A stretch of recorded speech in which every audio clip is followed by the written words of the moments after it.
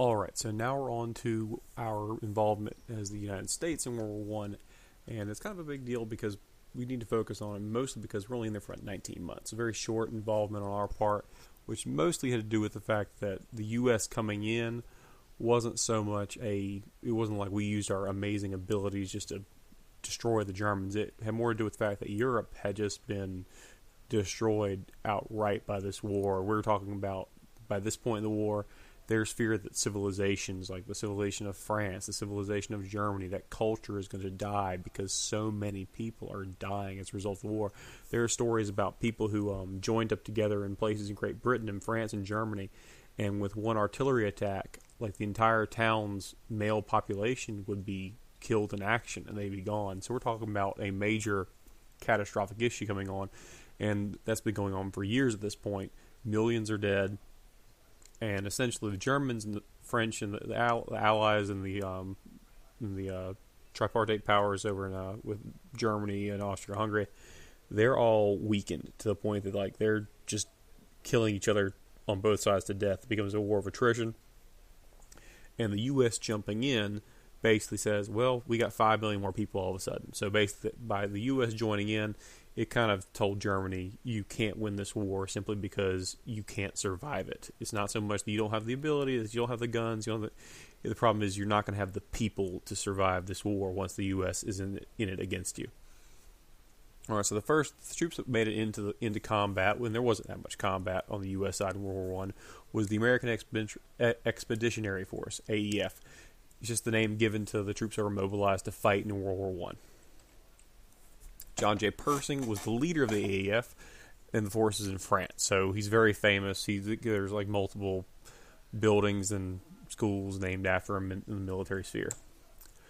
Doughboys was the nickname given to members of the Expeditionary Force, and it's stuck around for a while.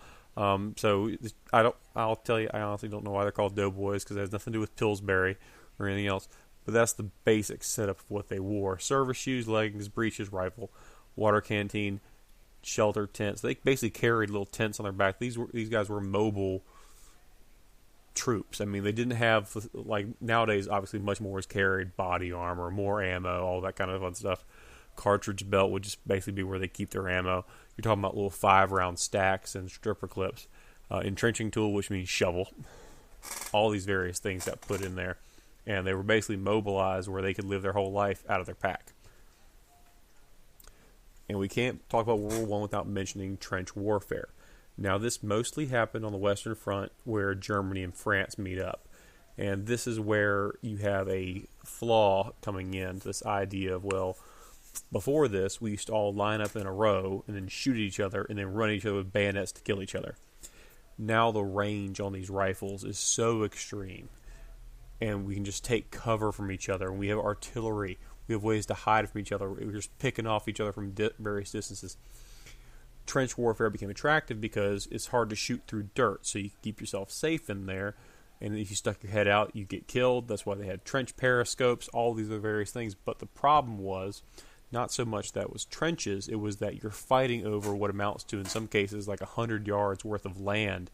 And you'll sacrifice sometimes thousands of troops in a single battle to get that 100 yards, and then you'll lose it the next month in the same fashion that you gained it. So it was just a nasty situation, and because their trenches are dug into the dirt, and there are actually some really terrifying stories, one of rats and trench foot, and just basically your feet rotting because they're constantly wet in the trenches. But there's some really just amazing stories out there, like there would be a terrible rainy season, and one trench would fill up, and guess what? So did the other trench. You'd have the French trench be filled with water, and the German trench is filling up at the same rate. And all of a sudden, you have two choices. You can go up where the shooting is happening or drown in the trench, but both sides are making that choice. And there are stories where both sides got up out of the trenches, and basically they could see each other.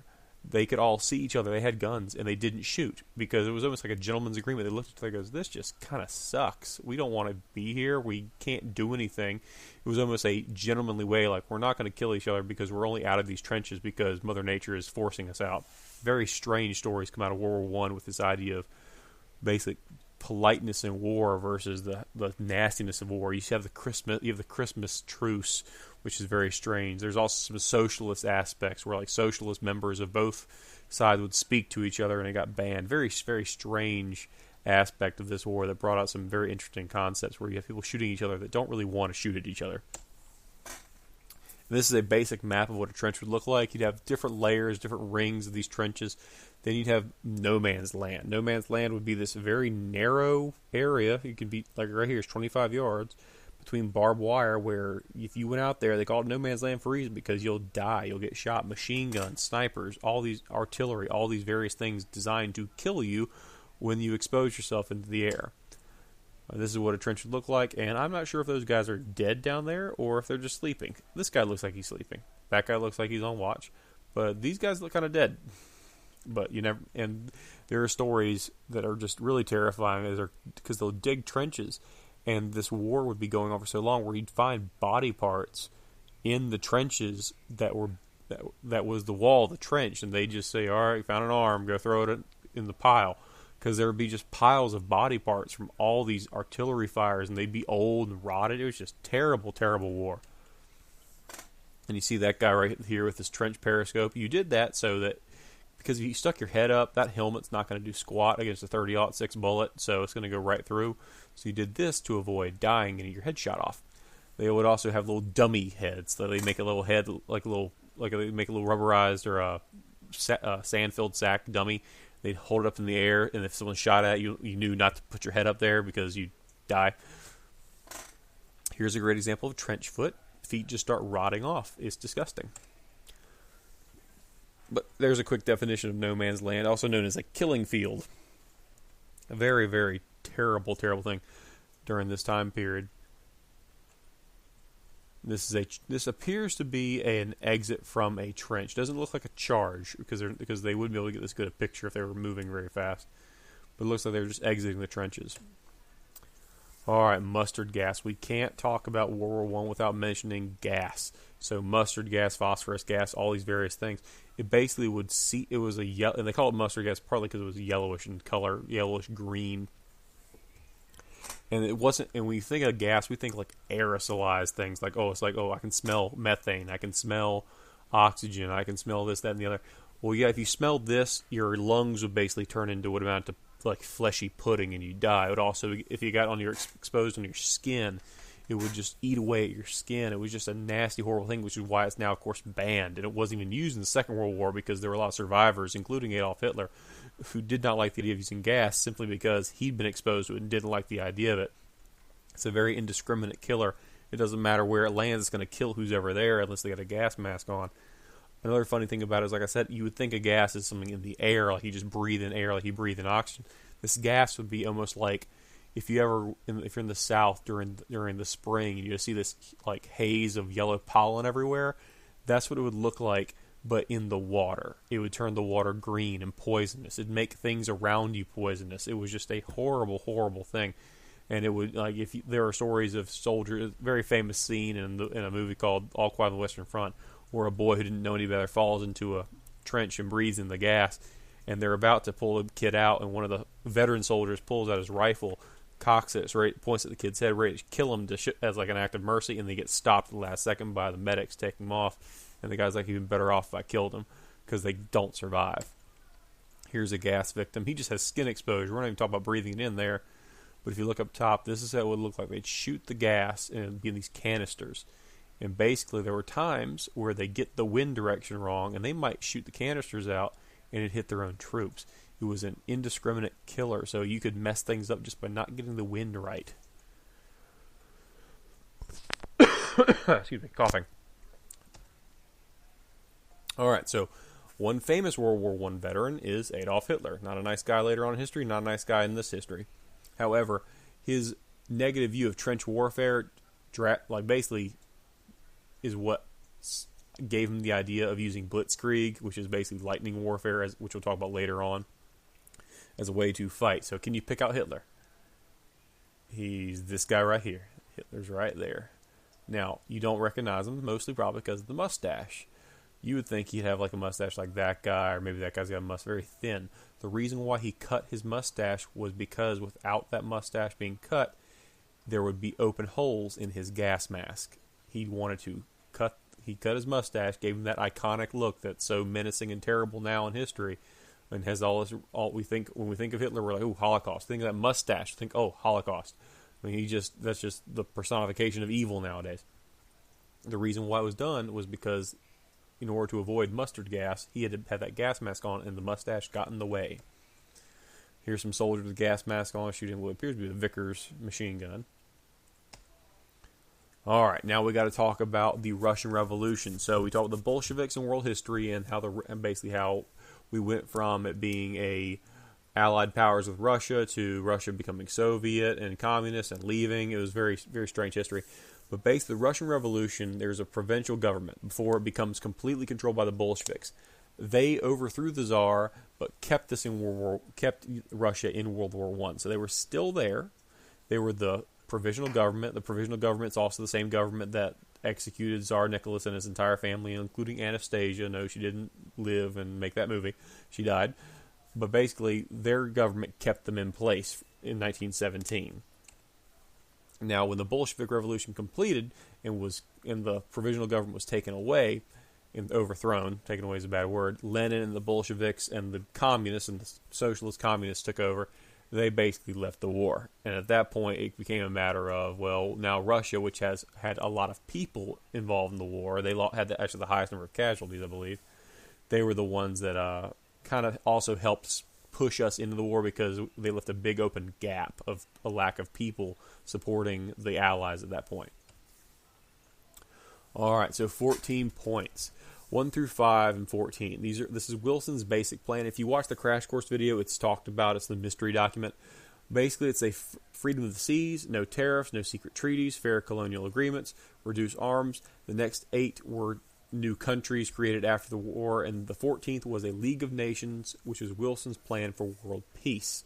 So this is basically Wilson's idea of, okay, this is how we don't have war like this ever again. We're going to set these countries up. We're going to make it so we're all open with each other. That way there's no secrets, and we don't have this whole thing where one treaty creates an obligation to go to war if you're attacked, and then you end up having another world war again. We want to make them open so that everybody knows what's happening, so everybody knows the consequences of actions taken. And, of course, make a League of Nations, which would be much like the UN nowadays, or NATO. All right, self-determination, the power to govern. Wilson wanted new nations created by the Treaty of Versailles to govern themselves. So you have out here all these various new countries. These weren't countries before because a lot of them were part of the Austro-Hungarian Empire, like Yugoslavia, Bulgaria, parts of Romania, certainly Austria, Czechoslovakia. And then you also had these countries down here in the Middle East. This was part of the Ottoman Turkish Empire. So the Ottoman Empire fell during World War I, and after it fell, a lot of these new countries in the Middle East start popping up. Syria, Iraq, Palestine, all these areas came into existence after World War I. An armistice is a ceasefire agreement. So that's when we get. Sometimes they're peaceful. Sometimes they're done after war happens. During World War II, there's an armistice between Germany and Austria. It's the whole basis of The Sound of Music. It happens during The Sound of Music, and basically it's a way to agree not to shoot at each other. We're done fighting, and usually it incorporates some surrender by somebody. So on the 11th hour of the 11th day of the 11th month of 1918 is when the armistice is signed, and this is Germany's surrender. Germany and Austria-Hungary's surrender. Now, the signing of the armistice was November 11th, 1918, and basically representatives from France, Germany, Britain all met in a French town called, and I'm going to mispronounce this, Rethons. And they met in a train car. Now, that train car is important because later on, during World War II, a second treaty was signed. This time, this was an armistice between Germany and France, where France is giving up to Germany. The reason why they did it in the same car, this was Hitler's kind of revenge, because he thought Germans got kind of screwed out by the first Treaty of Versailles. So he makes the representatives of France go to this same exact train car where Germany gave up their rights in surrendering World War I, where now France is surrendering to Germany. So very, very much a twisted sense of karma on Hitler's side, where he was basically just mad, so he wanted to really just add insult to injury when France surrendered. Here's the dead and wounded count. Pause it here and just take a look at some of these, because some of these don't seem like they're very high, but they're countries where the populations weren't very high themselves. A good example would probably be If you're looking at Romania, it doesn't have a huge population, but had a huge number of dead, where you had actually more dead than you had wounded. Just terrible, terrible numbers. All right, the big four, the most important leaders at Versailles. The U.S., Woodrow Wilson, so our president. France was, I'm just going to call him George because I'm going to mispronounce that entire name, Clerico. I'm not going to get that right. Great Britain, Lloyd George. And Italy, again, we'll go with Orlando. And there's a quick look at what each one looks like. I think we're doing pretty good with the tallest one there. Woodrow Wilson being kind of a tall guy. All right, so the Treaty of Versailles. Germany had to sign at the end of World War I a treaty containing a war guilt clause, and Germany had to pay reparations for their loss and give up their colonies. So Germany lost everything and had to pay even more. War reparations totaled $33 billion. In fact, at the time of making this video, they paid off their World War I debts sometime in the mid-2000s, if I'm remembering that correctly. That's how long it took to pay off those war debts. It was a treaty of hate and revenge, not of peace. Now, a very good example of this, I'm not going to have pictures of this, but I do encourage you to Google it, is the Verdun crosses. Now, Verdun is a horrifyingly brutal battle that took place in France. It was basically an attack by Germany, kind of tricking France into being stuck in this meat grinder kind of fight where everyone just died to artillery, and it was like you couldn't identify bodies, you identified feet. I mean, it was just awful, awful. Long, long, long battle with huge numbers of casualties. And after the war was over, so part of this treaty, one of the agreements was that certain crosses had to be put up. French dead at Verdun are buried underneath white crosses, signifying purity. German dead buried at Verdun, so Germans died at Verdun have to be buried under black crosses to signify shame. That's how revenge and Haiti this kind of treaty was. This was not okay, we're friends now. This is, you did wrong, and we're going to make the whole world know you did wrong and punish you for as long as we possibly can for the wrong that you did. This was not a treaty to end the war. This is a treaty of, it says right here, of hate and revenge, not about peace. Here's the main terms. Surrender of all German colonies as League of Nations mandates. The return of Lorraine to France. Demilitarization and 15-year occupation of the Rhine land. That's an area around the Rhine River that borders France and Germany. German reparations of 6,600 million pounds, mounted up to about $33 billion. Ban on the union of Germany and Austria, so those two countries could never be together, which is actually one big reason. One of the first things Hitler does during World War II is try to unite Austria and Germany because they're both German-speaking peoples. Acceptance of Germany's guilt in causing the war. Limitation of Germany's army to 100,000 men, which would not be a very large army for the time, and no conscription, which means no drafts are allowed, no tanks, no heavy artillery, no poison gas supplies, no aircraft, and no airships. So basically, you have an army when everybody else has air forces and navies around you. 13 would be the limitation of German Navy vessels under 100,000 tons. So we wanted to avoid having submarines, having small ships. So you could have big ones, but big ones are easy to keep track of, and they're not truly effective war machines the way modern warfare was carried out at this point in history. There weren't aircraft carriers yet. Germany signed the Versailles Treaty under protest. The USA Congress refused to ratify the treaty. Many people in France and Britain were angry that there was no trial of the Kaiser, the leader of Germany, or other war leaders. So there were no real trials. It wasn't like after World War II where you have the Nuremberg trials where all the Nazi war criminals are tried and many are executed.